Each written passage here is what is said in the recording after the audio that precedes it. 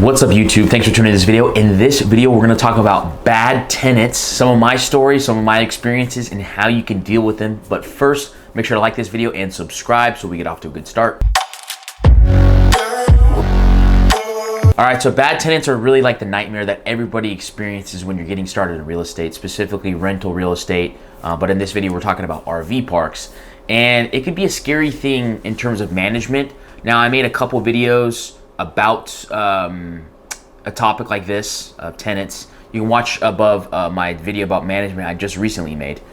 And in that video, I talk a little bit about some tips, but I'm gonna go a little bit into more detail about how to deal with bad tenants. So first, I'm gonna get into a couple stories. So the first story would be, when I first got started in real estate, I had bought a mobile home and I had flipped the mobile home and I sold the mobile home through owner financing. Once again, if you don't know what owner financing is, watch this video above here where I talk in detail about owner financing. But essentially, I sold him my mobile home in a rent-to-own situation where he made payments to me for X amount of years until it's paid off. And this tenant stopped paying me. And he stopped paying, and we threatened to get a lawyer, and it was like he wouldn't pay for like 2 months. And then he'd pay like the last 2 months, and then he wouldn't pay for like 2 months. And, there was a streak where he just wouldn't pay at all. And we kept adding those late fees up. And he just deliberately wasn't paying. And so we threatened to get a lawyer. And finally we say, hey, you know what? We really are going to kick you out of this house and take it back from you. We don't want to have to do that, but we absolutely have all the authority in the Texas governance to do that. But if you want to have the opportunity right now to just avoid all that nasty, paperwork and lawyer fees and all that you need to pay for, then just sign this NDA, this non-disclosure agreement, and we'll just take the house back. And he did that. And when we got the house back, man, it was a mess. It was a complete mess. The house was painted red inside, red.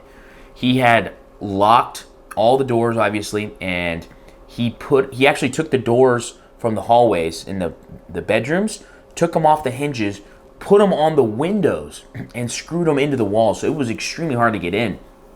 The house was a complete mess. There was water damage on the floors, smelled like dog hair.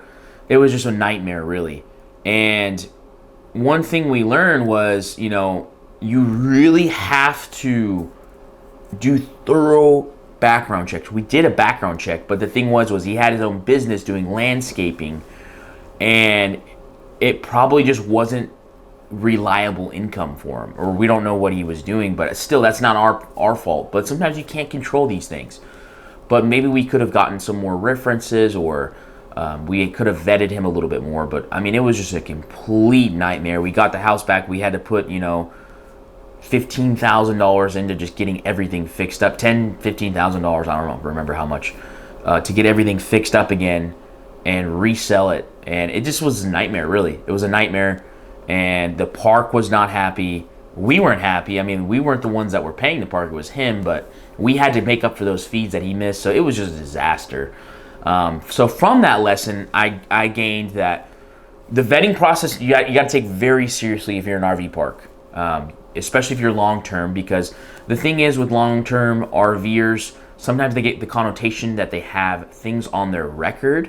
So you got to be very, you have to be very strict with that, and it's up to you who you let in. So for me, if it's very minor, I may, have them give me some references. They need to have a good way of making income. So maybe they work a blue-collar job, maybe they work at the hospital. They need a good way that they make income. Late fees are another big thing. These are all, ideas for you if you're, starting your RV park and you're trying to deal with bad tenants. Late fees, so put the pressure on them if they're late, that, hey, you got to pay that late fee. And for us, I think we do about 10 days. So give you a week of grace, and then after 3 days, if you still haven't paid us after that week, then you need to pay a $50 fee. So $50 fee. Stringent background checks, so nothing very serious, no assaults, if it's like possession of, heroin, like some kind of, strong drug, that's a no-go. Assault, battery, robbery, all those things are no-goes in our book. maybe some minor things, maybe like possession of marijuana, maybe, maybe. And obviously we have to talk it over and really make a decision on that.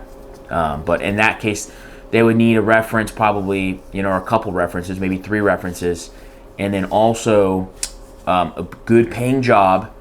And then also I would probably make them sign an NDA, which claims if there's any smell of marijuana or there's any, probable cause that you have it, or if the police are called, you gotta go. And if, one-time call. So if the police get called even one time, you're out. And that's the serious thing that we follow when putting people into our RV parks, is we don't want any trash. We don't want any trash in our RV park. Another story that happened to me was when I had my RV park that I have now. If you haven't seen any of my videos, I have a 14-lot RV park, making about $7,000 a month in cash flow. And early in our journey, we actually had our own trailer that we were renting out, and we got a fellow, and he was separated. He had a baby. He was like the baby daddy, and he was, kind of like, he was in a tough situation, and he was kind of like a fixer-upper, kind of like mechanic guy, just kind of like odd jobs. So that was a mistake on us, is that we didn't vet him enough with his work. He didn't have anything on his record, actually, but he was not thoroughly employed, and he did have like some drama in between him and his baby mama. And so what we did was we made him sign a non-disclosure agreement, essentially saying, hey, this baby mama or whoever cannot come to your RV. You're gonna have to meet her somewhere else, because we don't want any drama here. And pardon me. And lo and behold, what happens? She comes out to the RV, and not only that, but for some odd reason, this lady was so crazy that she knocked on the neighbor's door and was asking him if he wanted to pay for sex. And as soon as we heard that, you are out of here. And I mean, I just can't, the things that people do, it's just crazy. And you know what? She was probably doing drugs for all we know. And we had that non-disclosure, and honestly, the next day, he was out of there. And, it's just crazy. Like, the tenants do things that you would never even fathom would be possible. But you got to be ready for that. And we were ready in that situation. And unfortunately, the client in which that happened to was okay. It wasn't like traumatizing, but it's just crazy the things that people do. And you really have to make sure you vet people very well. So get non-disclosures. Make sure you enforce late fees. Background checks are super important. And make sure you're in a landlord-friendly state. I know in like California, this would be very hard to get people out. But in Texas, we're in one of the most landlord-friendly states in the nation. So I can literally have somebody out today. I can have them gone. And I like that. And that's important for you wherever you are, is, make sure you're in a landlord-friendly state. If you haven't seen my video about the best states to start an RV park, watch this video above here. But I think it's really important where you are. That has a big deal in terms of getting people out, because you don't want people to not be able to.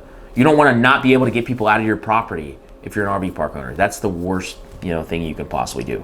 And I think really in retrospect, like, the ideal tenant to me is somebody that is working a full-time job. They're honest people. Obviously, they have a good way of making income.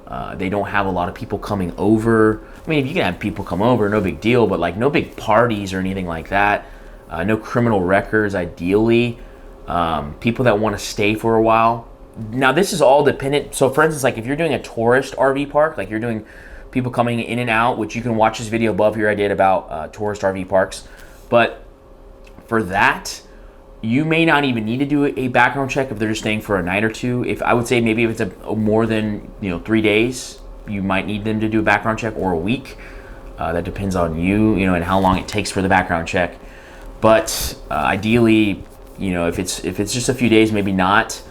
But that depends on you. If you're doing an affordable RV park, that's really where you run more risk, because people are around your property for longer periods of time.